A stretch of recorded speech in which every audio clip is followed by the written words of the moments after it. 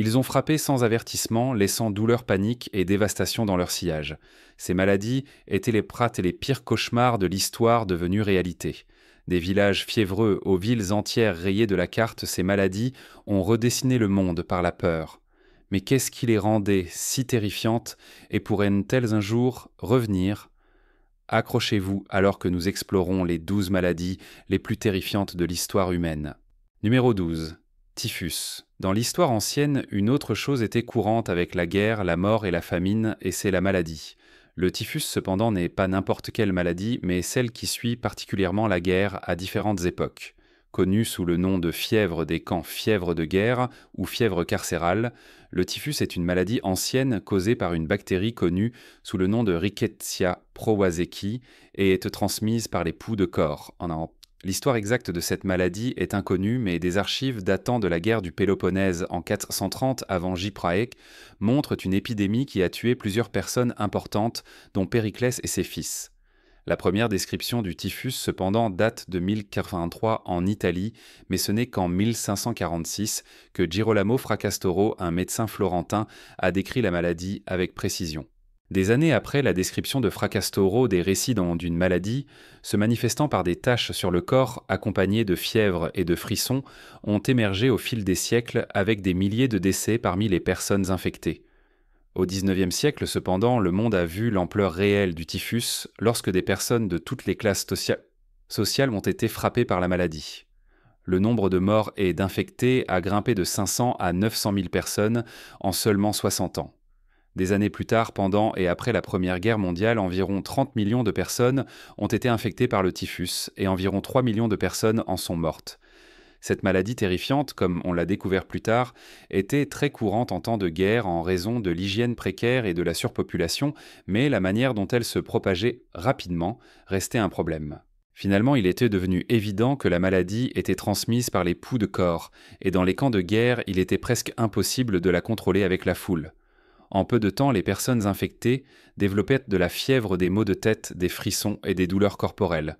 Les symptômes les plus marquants étaient des éruptions cutanées et des éruptions maculaires qui survenaient un temps seulement quelques jours après l'infection.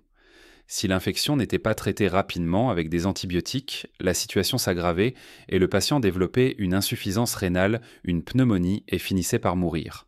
Comparé au XVe au XIXe siècle, le typhus a été efficacement contrôlé grâce aux antibiotiques qui ont réduit le taux de mortalité. Une situation qui reste à notre avantage. Numéro 11. VIH-Sida. À lui seul, cette maladie est responsable de la mort d'au moins 40 millions de personnes dans le monde depuis sa première découverte. Mais cela n'est que la partie facile. La partie difficile. Découvrir l'origine de la maladie et comment elle se propage. Connue sous le nom de virus de l'immunodéficience humaine, cette maladie attaque le système immunitaire, affaiblissant ses défenses contre les infections envahissantes et conduit finalement au sida. La véritable partie effrayante de cette maladie est cependant sa capacité à rester indétectée dans le corps pendant des mois ou des années, tout en vous tuant lentement, de l'intérieur. Originaire d'Afrique, le virus VIH existe depuis des années enfermé dans les gènes des animaux, en particulier des gorilles et des chimpanzés, mais il a progressivement trouvé son chemin dans le corps humain et a muté. Au début du XXe siècle, le virus VIH était censé avoir infecté des Africains lorsqu'ils se blessaient en chassant des animaux infectés. Depuis le début des années 1950, plusieurs personnes ayant visité des pays africains spécifiques ont été diagnostiquées avec des maladies étranges, mais ce n'est qu'à partir des années 1980 que cela a été lié au VIH. En 1981, 5 hommes à Los Angeles, en Californie, diagnostiqués avec une forme rare de pneumonie et de cancer, ont donné le coup d'envoi à la maladie qui allait secouer le monde entier. Des mois plus tard, d'autres hommes ont été diagnostiqués avec des maladies rares courantes chez les patients ayant un système immunitaire affaibli. La maladie a alors été nommée GRID, signifiant déficience immunitaire liée aux homosexuels, et on croyait qu'elle n'affectait que les hommes homosexuels. 2 ans plus tard, il a été découvert que les femmes pouvaient également être affectées, et à la fin de 1984, plus de 7000 personnes avaient été touchées. Rien qu'aux États-Unis, ce qui a plongé le monde dans une crise sanitaire. Avec le virus attaquant le système immunitaire, il n'a pas fallu longtemps avant que les personnes infectées soient attaquées par d'autres maladies en raison de leur système immunitaire affaibli. Parce que le monde ne savait pas mieux, ceux qui étaient infectés étaient stigmatisés, beaucoup mourant de honte même avant que la maladie ne les emporte. Au fil du temps, plus de faits sont devenus connus sur le VIH-Sida, y compris son mode de transmission et sa période de fenêtre. À ce jour, le VIH-Sida n'a toujours pas de cure, mais il existe des médicaments qui suppriment le virus permettant aux personnes infectées de continuer à mener une vie saine. Numéro 10. Choléra. En administrant constamment des liquides, des électrolytes et un traitement antibiotique, n'importe qui peut aller mieux en seulement quelques jours après avoir été infecté par la bactérie qui cause le choléra. Dans le passé, cependant, les gens n'étaient pas si chanceux et finissaient par mourir si rapidement avant que quoi que ce soit puisse être fait. Et contrairement à la plupart des maladies mortelles qui nécessitent un contact physique ou des plaies ouvertes, le choléra était construit différemment car son mode de transmission était simple mais mortel.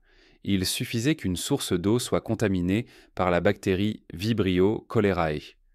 Quiconque en buvait serait soumis à des selles aqueuses et des vomissements suivis de crampes musculaires, de déshydratation aiguë, de déséquilibre électrolytique et finalement de la mort en quelques heures ou jours. Entre 1817 et 1824, la première pandémie de choléra a frappé l'Inde et de là, elle s'est répandue dans d'autres parties du monde, y compris en Europe, en Afrique et en Amérique. À la fin des années 1800, le choléra avait été une pandémie 6 fois. Mais pendant tout cela, personne ne savait comment la maladie se propageait jusqu'à ce que John Snow, un médecin britannique, fasse une découverte lors de la troisième pandémie en 1854. Snow a découvert que la maladie était d'origine hydrique et non aérienne, et il a retracé l'épidémie à une pompe à eau contaminée. Malheureusement, ces découvertes n'ont pas été prises au sérieux pendant de nombreuses années, jusqu'à ce que sa théorie soit prouvée vraie et que les villes commencent à gérer les déchets et à nettoyer l'eau. Depuis sa première découverte jusqu'à aujourd'hui, le choléra a coûté la vie à plus de 40 millions de personnes, avec des milliers encore affectés chaque année. Mais ce n'est pas ce qui le rend effrayant. De la rapidité avec laquelle il frappe au moment de la mort si le traitement n'est pas effectué, il est calculé en heures-jours au mieux. Dans les cas extrêmes, les patients perdent tellement de liquide que leur peau devient ridée et leurs yeux s'enfoncent. Heureusement, le choléra a été contrôlé récemment plus qu'il ne l'avait été auparavant, mais il prospère toujours dans des zones de très mauvaise sanitation. Même avec les options de traitement modernes disponibles, la seule façon de vraiment lutter contre le choléra est d'améliorer l'eau et l'hygiène. Numéro 9. Rage. Imaginez être si malade que la vue, le goût ou le toucher de l'eau vous rend hystérique. Mais à ce stade, quiconque est infecté par la rage est certainement voué à mourir. Cela est dû au fait qu'au moment où les symptômes cliniques se manifestent chez les personnes infectées, il est déjà trop tard pour qu'elles soient traitées. Dans des textes anciens, en sanskrit et en latin, le mot rage vient de rabas ou raberi qui signifiait violence ou colère. Étrange comment cela décrit parfaitement les manières ou les symptômes associés à la maladie. Connue depuis l'Antiquité en Mésopotamie et en Grèce, la rage est l'une des plus anciennes et des plus redoutées des maladies virales jamais connues de l'homme et pour de bonnes raisons. Au 1er siècle de notre ère, il a été découvert que la maladie se transmettait par les morsures et la salive d'animaux infectés, en particulier des chiens, des chats et des chauves-souris. Mais même alors, le remède ne sera découvert qu'au cours des années 1880 par Louis Pasteur, un enseignant de chimie français. En tant que maladie hautement complexe, l'un des principaux problèmes est le diagnostic précoce. Lorsqu'une personne est sans mordu, le virus de la rage se déplace vers le cerveau et peut rester dormant pendant des semaines ou des mois. Une fois que les symptômes commencent à se manifester, il est déjà trop tard pour recevoir un traitement. Dans les premières étapes, elle est souvent confondue avec d'autres maladies. Alors imaginez ce qui se passe lorsqu'elle n'est pas traitée. La personne devient fiévreuse, puis les symptômes évoluent vers des nausées, des vomissements, des mouvements violents, la peur de l'eau, de la mousse à la bouche et finalement la mort. D'après les archives historiques à ce jour, seulement environ 15 personnes ont survécu à la maladie, montrant à quel point il est mortel de diagnostiquer et de guérir. Bien que la rage soit actuellement contrôlée aujourd'hui, elle est toujours responsable de près de 60 000 décès par an, dont 40% sont des enfants de moins de 15 ans. Un rappel frappant que même avec tous les progrès du monde, il existe des maladies que les humains ne peuvent tout simplement pas contrôler. Numéro 8. Tuberculose. Vous pouvez maintenant y survivre grâce à de meilleurs traitements et procédures médicales, mais si vous aviez cette maladie au XIXe siècle, vos chances de survie étaient très minces. Également connue sous le nom de voleur de jeunesse ou TB, la tuberculose était un fléau en Europe au XVIIIe siècle, tuant plus de jeunes que de vieux et gagnant son nom. Les résultats d'une étude en 2014 ont suggéré que la tuberculose pourrait à l'origine provenir des animaux et avoir été transmise aux humains. Cependant, des traces de la bactérie responsable de la tuberculose ont été trouvées dans un fossile vieux de 500 000 ans, ce qui laisse supposer qu'elle pourrait être plus ancienne que nous le savons. Quoi qu'il en soit, ce que nous savons, c'est que la tuberculose existait il y a au moins 9000 ans, à l'époque néolithique. Mais qu'elle ait existé dans l'Antiquité ou non un facteur constant et qu'elle était mortelle et traitée comme telle. Causée par une bactérie appelée Mycobacterium tuberculosis, la maladie était aéroportée, attaquait les poumons et pouvait facilement se propager par la toux et les éternuements. Les personnes infectées éprouvaient-ils des symptômes tels qu'une toux sévère, de la fatigue, des douleurs thoraciques, des crachats de sang et de la fièvre. À l'époque, lorsque très peu de choses étaient connues sur la tuberculose, sauf le fait qu'elle était contagieuse, les personnes infectées étaient isolées dans des établissements connus sous le nom de sanatorium. Là, elles restaient jusqu'à ce qu'elles meurent, ce qui était très probable. En 1906, la première immunisation contre la tuberculose a été développée par Albert Calmet et Camille Guérin, mais le véritable traitement est venu des années plus tard, en 1944. Plus de 80 ans plus tard, la tuberculose reste une menace, même avec la présence d'antibiotiques puissants pour lutter contre la maladie. Bien que personne ne souhaite une autre épidémie, la tuberculose nous rappelle encore aujourd'hui qu'elle hante notre monde. Numéro 7. Paludisme. Une simple piqûre de bug pourrait causer une démangeaison ou au mieux une éruption cutanée, mais pas dans ce cas.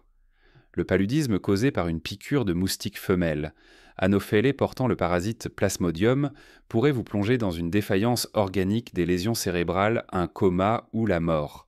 Pour une maladie qui est assez courante et même méprisée dans des régions comme l'Afrique, le paludisme est responsable de jusqu'à 50 millions de décès tout au long de l'histoire. Remontant aussi loin que 2000 avant JC, des références au paludisme, existent dans d'anciens documents chinois des tablettes d'argile de Mésopotamie, et même dans des textes hindous. Mais la bonne chose à propos de ce phénomène est que même avec son histoire, il y avait des méthodes anciennes utilisées pour le traiter ou le contrôler à l'époque. Cependant, cela réduit-il sa nature mortelle? Absolument pas. Dans différentes parties du monde, le paludisme a été reconnu comme un danger pour la santé, ayant le potentiel d'éliminer des milliers ou des millions de personnes selon la région. Le moustique responsable de la transmission de la maladie prospère dans des zones marécageuses ou gorgées d'eau, ce qui place les pays dans des climats plus chauds en danger. Les insectes pondent leurs œufs dans le marais et une fois éclos et ayant piqué quiconque, ils peuvent transférer le parasite dans le corps. Une fois que le parasite pénètre dans la circulation sanguine, il commence à attaquer le foie et les globules rouges.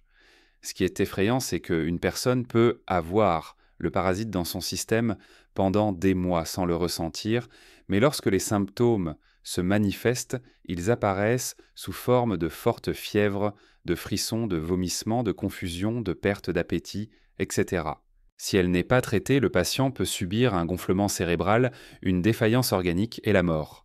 Dans l'histoire, les saignées, les amputations et les médicaments à base de plantes étaient un des méthodes de traitement du paludisme. Heureusement, personne n'a plus à passer par là car il existe aujourd'hui de meilleures options de traitement. La chloroquine, l'un des traitements les plus populaires développés en 1946, reste un choix de premier plan pour le traitement. Même avec un traitement facilement disponible, prévenir complètement la maladie est une option bien meilleure. Numéro 6. Ebola. Plusieurs maladies ont existé tout au long de l'histoire, mais seules quelques-unes ont inspiré une véritable peur, comme l'Ebola l'a fait en 2013. Connue comme l'une des maladies les plus mortelles jamais existées, l'Ebola a fait sa première apparition en 1976 lors de 2 épidémies distinctes. Pensée à l'origine comme étant transmise par contact physique, la véritable nature de l'Ebola a été révélée pendant la pandémie. Causée par le virus Ebola, qui est censé être porté par des chauves-souris frugivores, l'Ebola se propage par un simple contact direct avec les fluides corporels ou les tissus des personnes infectées. Au moment de l'épidémie, les travailleurs de la santé devaient se protéger avec des combinaisons de corps, des masques et des gants couvrant tout leur corps. Mais malgré la facilité de sa transmission, le véritable problème est la rapidité avec laquelle une personne peut passer de la santé à la mort une fois infectée. Vous pouvez être parfaitement bien 1 minute et ensuite lutter contre des hémorragies internes et une défaillance organique en quelques jours. Au début, les symptômes peuvent être confondus avec ceux de la grippe menant à un traitement inapproprié. Mais en peu de temps, cela progresse mal, endommageant les organes internes dans le processus. Pendant l'épidémie de 2013 à 2016, environ 28 000 personnes ont été infectées, avec plus de 11 000 patients décédés, parce qu'il n'y avait pas de remède.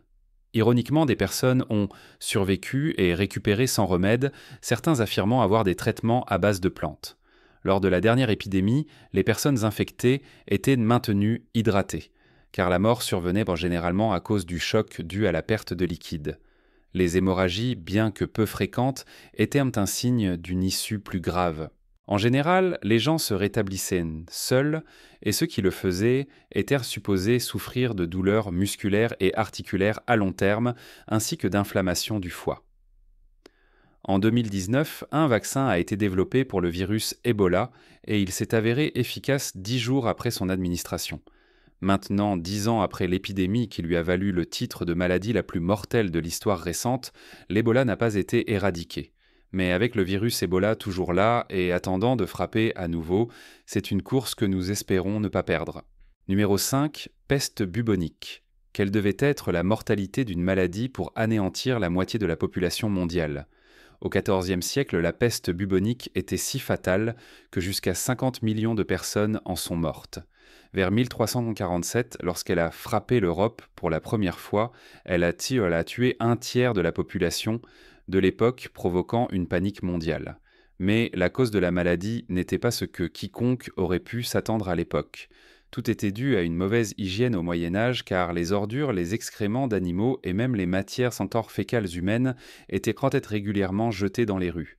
Cela a conduit à l'abondance et à la prolifération de puces de parasites et de pathogènes dans la ville. La puce responsable de la transmission de la bactérie Yersinia pestis était l'une de celles qui prospérait à l'époque et en sautant d'humain à humain, la bactérie se propageait rapidement.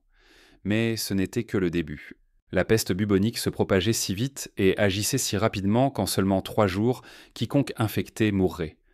Personne ne savait quelle était la cause et aucun médecin ne pouvait l'arrêter, et progressivement la maladie se propageait comme une traînée de poudre. En quelques jours, des familles étaient anéanties et les rues étaient vides. Mais encore une fois, ce n'était pas tout. Les symptômes étaient horribles, se manifestant par une fièvre soudaine ou des frissons suivis de bubons ou de gonflements douloureux dans le cou, les aisselles ou l'aine. Les bubons étaient pleins de pus et de sang et devenaient en noir en quelques jours, donnant lieu à l'expression « mort noire », un terme également utilisé pour désigner la maladie. Si le patient n'était pas traité, la maladie se propageait dans la circulation sanguine et les poumons, rendant les blessures septiques et provoquant la peste pneumonique, une variante encore plus mortelle. Finalement, le patient mourrait dans les jours suivants. En raison des conditions de vie de l'Antiquité, la peste bubonique revenait par vagues, maintenant le monde dans la peur pendant des générations. Actuellement, la peste bubonique n'est peut-être plus une menace en raison des conditions d'hygiène améliorées, mais le fait qu'elle existe encore dans certaines parties du monde suffit à nous tenir tous en alerte. Numéro 4. Lèpre. Des traces de cette maladie remontent à 4000 ans avec des enregistrements même dans des livres bibliques. Mais contrairement à la plupart des maladies de l'histoire, la lèpre n'a pas été considérée comme une maladie avant il n'y a pas si longtemps. Les anciens Égyptiens croyaient en fait que la lèpre était un châtiment divin, ou même une malédiction sur la personne qui en souffrait, et à la suite de cela, les victimes étaient traitées comme des parias et laissées à elles-mêmes pour mourir. Non seulement elles étaient éloignées de tous ceux qu'elles connaissaient, mais elles étaient également obligées de porter des cloches annonçant leur arrivée et de vivre ensemble dans des colonies appelées léproseries. Des découvertes récentes ont montré que la lèpre n'était ni une malédiction ni un châtiment divin. Au lieu de cela, elle était causée par les bactéries Mycobacterium leprae ou Mycobacterium lepromatosis. Les bactéries affectent directement les nerfs, tuant les terminaisons nerveuses et affectant également la peau et les yeux. Parce que la maladie affecte les nerfs, les personnes infectées peuvent perdre la sensibilité dans leur corps et ne pas remarquer ou ressentir des blessures qui peuvent entraîner la perte de membres. De plus, la vision peut être affectée ainsi que la faiblesse musculaire, entraînant une mauvaise vue et une faiblesse. La maladie est contagieuse, mais pas aussi grave que vous pourriez le penser. Parfois, les personnes exposées à la bactérie ne développent pas la maladie, mais un contact direct avec le liquide provenant du nez d'une personne infectée suffit à transmettre la maladie. Lorsqu'une personne est exposée, il peut s'écouler d'1 an à 20 ans avant qu'elle ne commence à remarquer les symptômes. Et sans traitement, les personnes affectées souffriraient jusqu'à leur mort ou jusqu'à ce qu'elles deviennent horriblement défigurées. Heureusement, les temps ont changé et la lèpre peut maintenant être guérie grâce à une combinaison d'antibiotiques. La clé cependant est un diagnostic précoce pour éviter la perte complète des faisceaux nerveux. Bien que la lèpre ne soit plus courante, aujourd'hui elle existe toujours avec environ 200 000 cas signalés chaque année en Asie, en Afrique et en Amérique du Sud. Numéro 3, variole. Parmi toutes les maladies infectieuses qui étaient courantes dans les premiers siècles, c'est la seule maladie qui a été totalement éradiquée. Reconnue mondialement comme la maladie la plus dévastatrice sous forme épidémique, la variole était si grave qu'il était presque impossible de survivre. Même si vous surviviez la maladie, vous laisserez des cicatrices sur tout le corps et dans l'esprit. Fait intéressant, la variole est censée exister depuis au moins 3000 ans. Des traces de la maladie ont été trouvées dans le corps momifié d'un pharaon égyptien, ce qui pourrait remonter à 1500 avant J, au C. Causés par le virus variolique, les premiers symptômes se manifestaient par de la fièvre et des vomissements. Cela était suivi par la formation d'ulcères buccaux et d'éruptions sur tout le corps.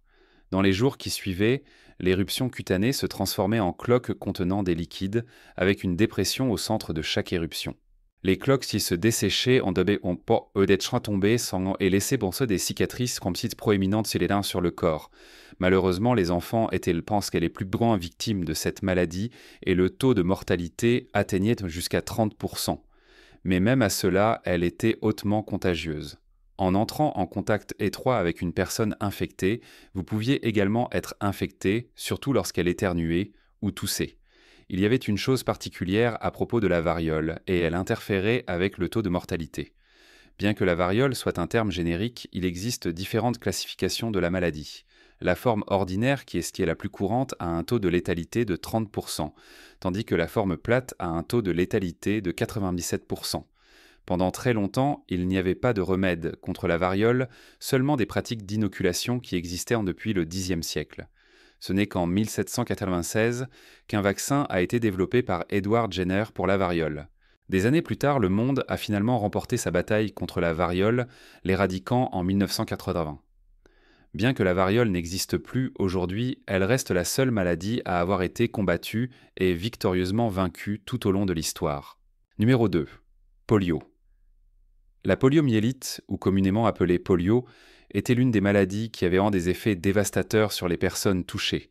Et ce n'était pas parce qu'elle avait un lourd bilan de décès ou était hautement contagieuse, mais parce qu'elle touchait le groupe de personnes le plus vulnérable au monde, les enfants. Les enfants de moins de 5 ans étaient les seules personnes touchées par cette maladie, et dans les années 1900, lorsqu'elle était courante, elle est devenue la peur de chaque parent. Causé par le poliovirus qui se propage par des aliments ou de l'eau contaminée, le virus frappait rapidement et sûrement. Un jour, un enfant pouvait jouer avec ses camarades et le lendemain, il devenait paralysé. Dans les cas graves, le virus affectait également les muscles qui aident à respirer, provoquant l'effondrement des poumons et forçant le patient à utiliser un poumon d'acier. Le pire, personne n'était exempt, car cela pouvait arriver à n'importe quel enfant, de n'importe quelle race, sexe ou lieu. L'un des cas bien connus de polio était l'ancien président Franklin D. Roosevelt des États-Unis. Mais depuis combien de temps cette maladie existait-elle et comment a-t-elle pu passer de normale à sévère si rapidement ? Croyez-le ou non, la polio existe depuis des siècles avec des représentations dans l'art ancien, montrant comment les gens étaient handicapés par une maladie dès leur enfance. Cependant, le virus responsable a été identifié par l'immunologiste Karl Landsteiner en 1909. La clé pour échapper à la polio était de prévenir l'infection, car une fois infecté, il n'y avait pas de traitement. Mais à une époque où les ressources étaient limitées et les connaissances peu communes, les enfants souffraient de paralysie permanente et dépendaient d'un poumon d'acier pour respirer. Heureusement, le docteur Jonas Salk a introduit le premier vaccin en 1952, et l'histoire a changé. Ce changement a été suivi de près par le développement d'un vaccin oral par Albert Sabin, menant à la victoire sur la polio aujourd'hui. Avec seulement quelques cas au Pakistan et en Afghanistan, la polio a presque disparu du monde, ne laissant derrière elle qu'un souvenir que peu se rappelleront. Numéro 1. Grippe espagnole. Pendant la Première Guerre mondiale, un nouvel ennemi est apparu qui n'était pas un pays. C'était la grippe espagnole et elle était plus mortelle que les bombes ou les balles de la guerre. Malgré son nom, cette maladie ne provenait pas d'Espagne mais du Kansas aux États-Unis en 1918. De là, elle s'est répandue dans le reste du monde, y compris en France et en Allemagne, conduisant finalement environ 500 millions de personnes à être infectées et environ 50 millions de personnes à mourir. Ce qui la rendait si douloureuse, c'était le fait qu'elle touchait principalement les jeunes adultes, les tuant finalement après une longue période de souffrance. Les victimes éprouvaient des symptômes similaires à ceux de la grippe régulière, notamment des maux de tête, de la fièvre et un mal de gorge.